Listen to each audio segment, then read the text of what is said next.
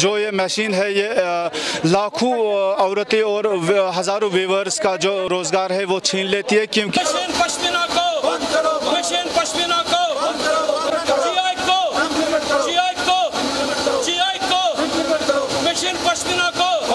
मेरा नाम शौकत अहमद मीर है। ये प्रोटेस्ट जो है ये पश्मीना सनत को बचाने के लिए है। गवर्नमेंट ने बहुत सारे इकदाम उठाए हैं, जिसमें 1985 हैंडलूम प्रोटेक्शन एक्ट को लागू करने की बात यहाँ पे इस वक्त हो रही है, क्योंकि जो पश्मीना सनद है जवाल पजीर हो रही है।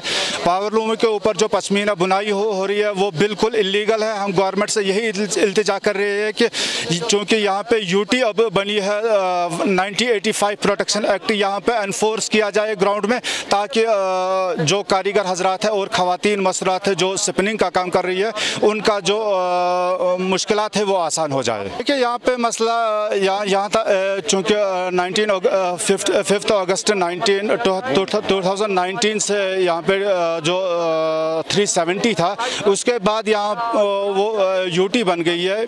तो यहाँ पे इन्होंने कहा था कि असेंबली में इसको पास किया जाए इस एक्ट को। चूँकि अभी यहाँ पे यूटी है तो ये डायरेक्ट इम्प्लीमेंट है यहाँ पे, इसीलिए हमारी गवर्नर इंतज़ामिया से गुजारिश है कि इसको ग्राउंड लेवल पे ये करे, ताकि आम लोगों का जो है वो इसमें सफ़र ना करे।